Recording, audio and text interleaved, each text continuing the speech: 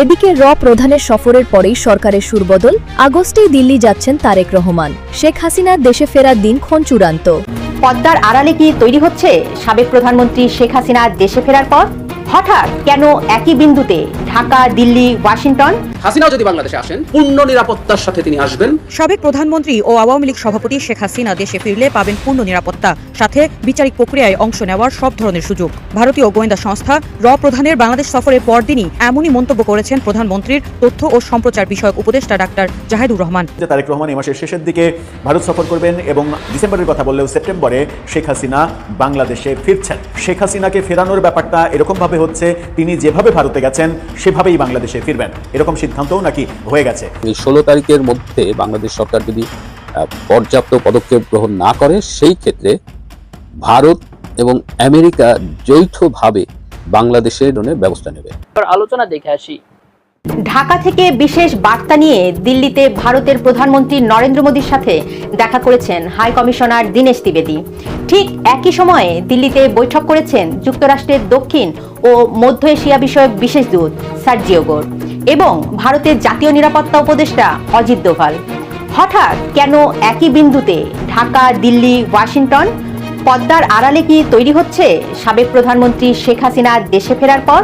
মঙ্গলবার দিল্লিতে সরাসরি সাক্ষাৎ করেন ভারতের প্রধানমন্ত্রী নরেন্দ্র মোদীর সাথে। প্রধানমন্ত্রী তারেক রহমানের সাথে বৈঠকের পর ত্রিবেদী নিজেই একটি গুরুত্বপূর্ণ মন্তব্য করেছিলেন।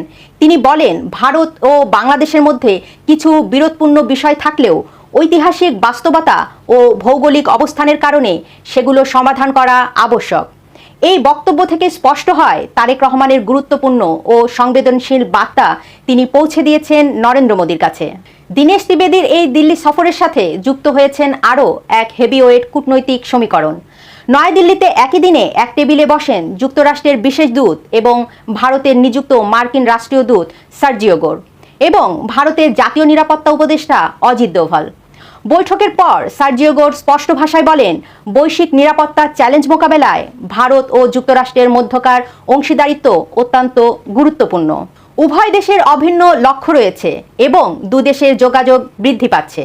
বিশ্লেষকদের মতে এই বৈঠকের গুরুত্ব অপরিসীম, কারণ মনে রাখতে হবে 24-এর 5 আগস্টের পট পরিবর্তনের পর সাবেক প্রধানমন্ত্রী শেখ হাসিনা যখন সামরিক বিমানে দিল্লি পৌঁছান, তখন তাকে সশরীরে স্বাগত জানিয়েছিলেন এই অজিত দোভাল। তার সাথে মার্কিন বিশেষ দূতের বৈঠক শুধুই কোনো সাধারণ দ্বিপাক্ষীয় আলোচনা নয়, কারণ মাত্র এক সপ্তাহ আগে ঢাকা সফরে এসেছিলেন সার্জিও গোর। সাক্ষাৎ করেছিলেন পররাষ্ট্রমন্ত্রী খলিলুর রহমান, প্রধানমন্ত্রী তারেক রহমান এবং ভারতীয় হাই কমিশনার দীনেশ ত্রিবেদীর সাথে। ঢাকায় যে আলোচনার সূত্রপাত হয়েছিল তারই ধারাবাহিকতা দেখা গেল দিল্লিতে অজিত দোভালের সাথে এই হাই প্রোফাইল বৈঠকে। এখানেই সবচেয়ে বড় প্রশ্ন, ভারত ও মার্কিন কৌশলগত সম্পর্কের কেন্দ্রবিন্দুতে বাংলাদেশ কেন এত গুরুত্বপূর্ণ? ভারতের দৃষ্টিতে শেখ হাসিনার শাসনকাল ছিল তাদের পূর্ব সীমান্তের নিরাপত্তার জন্য সবচেয়ে বিশ্বস্ত সময়। দিল্লির দীর্ঘদিনের বিশ্বাস, শেখ হাসিনা আমলে ভারতের নিরাপত্তা ঝুঁকি সর্বনিম্ন পর্যায়ে ছিল, কিন্তু 24-এর আগস্টের পর সেই পরিস্থিতির পরিবর্তন ঘটেছে বলে মনে করে দিল্লি। এই প্রেক্ষাপটে প্রশ্ন উঠেছে, ভারত ও যুক্তরাষ্ট্র কি যৌথভাবে বাংলাদেশে শেখ হাসিনার রাজনৈতিক পুনঃপ্রতিষ্ঠার জন্য কোনো কূটনৈতিক পদক্ষেপ নিচ্ছে? সার্জিও গোরের বক্তব্যে বৈশ্বিক নিরাপত্তার যে কথা বলা হয়েছে, তার সাথে দক্ষিণ এশিয়ার এই অঞ্চলের ভৌগোলিক স্থিতিশীলতা ও নিরাপত্তার সরাসরি সম্পর্ক রয়েছে। আর এই কূটনৈতিক আলোচনার উত্তাপের মধ্যেই সামনে এসেছে আরেকটি বড় বিতর্ক, ব্রিক্স সম্মেলনে বাংলাদেশের প্রধানমন্ত্রীর অংশগ্রহণ নিয়ে। কিছুদিন আগেই বাংলাদেশের পক্ষ থেকে দাবি করা হয়েছিল, প্রধানমন্ত্রী হিসাবে তারেক রহমানকে ভারত সরাসরি ব্রিক্স সম্মেলনে আমন্ত্রণ জানায়নি, আমন্ত্রণ এসেছে বিমস্টেকের চেয়ারপারসন হিসাবে, তাই ব্রিক্স সম্মেলনে তিনি অংশ নিচ্ছেন না। দীর্ঘদিন এই বিষয়ে ভারত চুপ থাকলেও অবশেষে মুখ খুলেছে দিল্লি।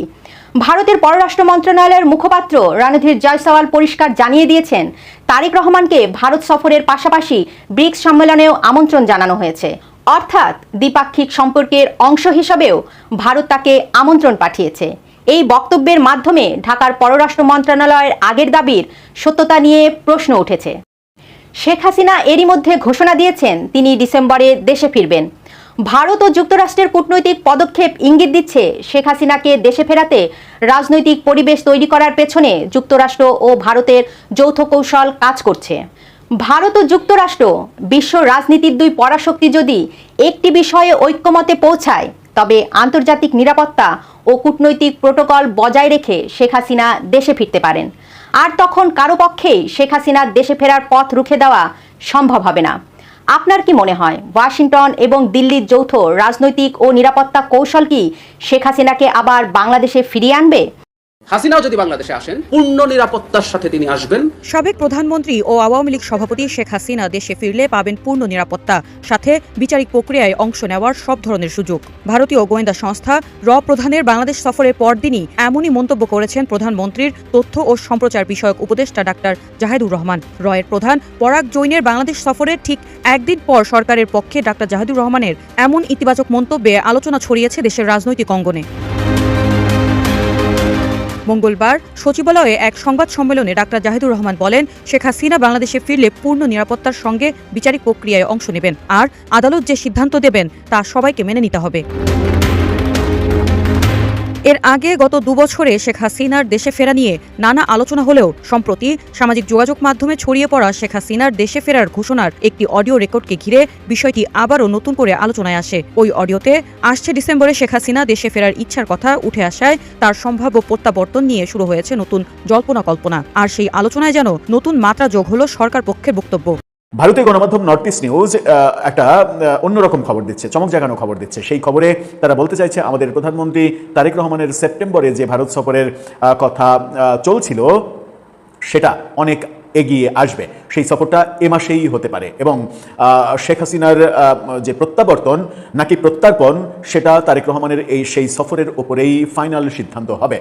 ব্যাপারটা চূড়ান্ত পর্যায়ে যেতে চলেছে। চলুন একটু ভেতরে ঢুকি নর্থ ইস্ট নিউজের এই খবরের। এবং এই খবর যিনি লিখেছেন সাংবাদিক চন্দন নন্দী, সেই চন্দন নন্দী একটি অনলাইন প্ল্যাটফর্ম, যেটা বাংলাদেশের অনলাইন প্ল্যাটফর্ম, সেখানে গত রাতে সরাসরি উপস্থিত হয়ে কি বললেন, কি বলছে তাদের শিরোনামে দেখে নিন। তারা বলছে, Bangladesh PM Tarique Rahman may advance Delhi visit to August end, অর্থাৎ আগস্টের শেষে বাংলাদেশের প্রধানমন্ত্রী তারেক রহমান আগস্টের শেষ দিকে দিল্লি সফর অগ্রসর করতে পারেন। এবং সেই ক্ষেত্রে চন্দন নন্দী একটি অনলাইন প্ল্যাটফর্মে উপস্থিত হয়েছেন। সেই উপস্থিত হয়ে তিনি বলেছেন যে বাংলাদেশের পক্ষ থেকে ভারতকে জানানো হয়েছে যে সেপ্টেম্বরের ওই সময়ে তারেক রহমানের ভারত সফর করা সম্ভব নয়।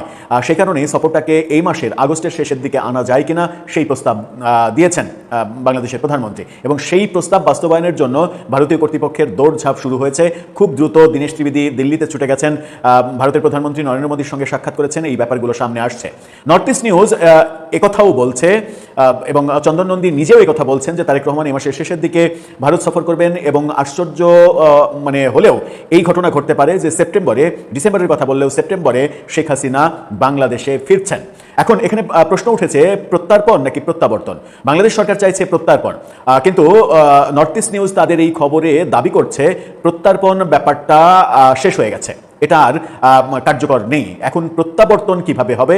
প্রত্যাবর্তন করার পরে তার নিরাপত্তা ব্যাপারগুলো কি পর্যায়ে যাবে, সেগুলো সরাসরি তদারকি করতেই ভারতীয় গোয়েন্দা সংস্থার কর্মকর্তারা বাংলাদেশ ভিজিট করেছেন। এবং এমনকি প্রধানমন্ত্রীর সঙ্গেও মিটিং করতে তারা চেয়েছিলেন, কিন্তু প্রধানমন্ত্রীর প্রতিরক্ষা উপদেষ্টার সঙ্গে তারা মিটিং করেছেন। প্রধানমন্ত্রী সরাসরি এই মিটিংটা করতে চাননি।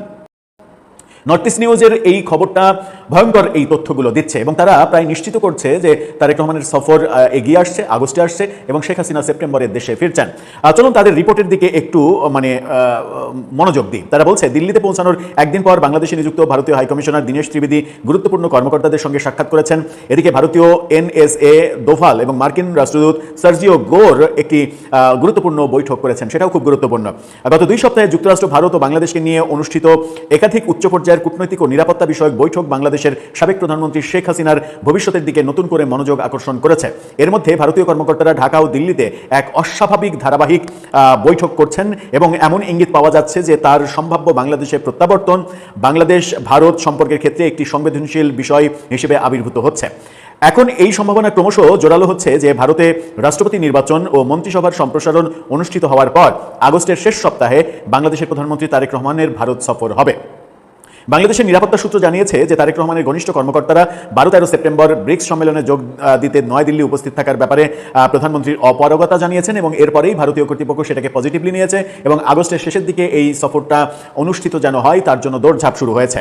এর চেয়েও গুরুত্বপূর্ণ বিষয় হলো ভারতীয় নিরাপত্তা কর্মকর্তাদের 4 সদস্যের একটি দল অদূর ভবিষ্যতে শেখ হাসিনার দেশে ফেরার বিষয়ে প্রাথমিক পরিকল্পনা তৈরি করার পরে ঢাকায় সৃষ্ট সাম্প্রতিক রাজনৈতিক ঘটনাবলীর পরিপ্রেক্ষিতে বাংলাদেশে নিযুক্ত হাই কমিশনার দীনেশ ত্রিবেদী দিল্লির ঊর্ধ্বতন কর্মকর্তাদের সঙ্গে আলাদা আলাদা বৈঠক করেছেন এবং এখানে বলা হচ্ছে যে দ্বিপাক্ষিক সম্পর্কের উন্নয়নের জন্য একটি অনুকূল পরিবেশ তৈরির গুরুত্ব দেওয়া হচ্ছে। ত্রিবেদীর যে বৈঠককে ফলপ্রসূ বলে বর্ণনা করেছেন এবং দ্বিপাক্ষিক সম্পর্ক নিয়ে আশাবাদ ব্যক্ত করেছেন, অর্থাৎ প্রধানমন্ত্রীর সঙ্গে যে বৈঠক। ভারতের আনুষ্ঠানিক বার্তায় বাংলাদেশ সরকার ও জনগণের সঙ্গে ইতিবাচক গঠনমূলক ভবিষ্যৎমুখী উপায়ে কাজ করার ব্যাপারে বলা হলেও ভেতরে ভেতরে আসলে অন্য কিছু চলছে। বৈঠকটি এই সাম্প্রতিক যে বৈঠকগুলোকে অত্যন্ত সংবেদনশীল বিষয় বলা হচ্ছে। 2024 সালের আগস্টে বাংলাদেশ ছাড়ার পর থেকে ভারতে বসবাসকারী হাসিনা সম্প্রতি ইঙ্গিত দিয়েছেন তিনি সম্ভবত ডিসেম্বরে বাংলাদেশে ফিরবেন। তার মন্তব্য আগে থেকেই বিতর্কিত প্রত্যার্পণ ইস্যুতে একটি নতুন মাত্রা যোগ করেছে।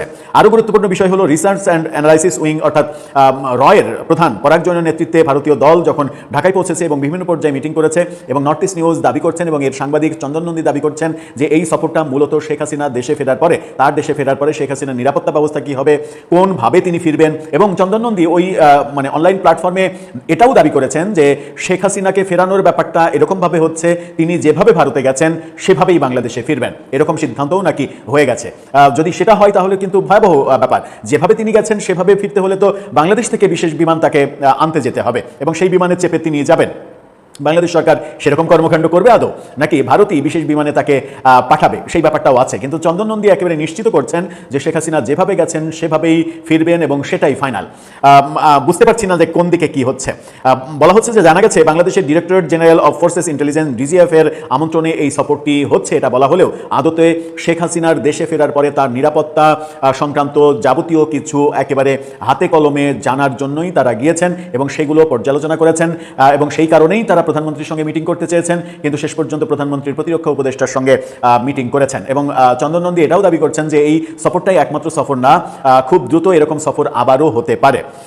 জানা গেছে যে 4 সদস্যের এই দলটি সম্ভাব্য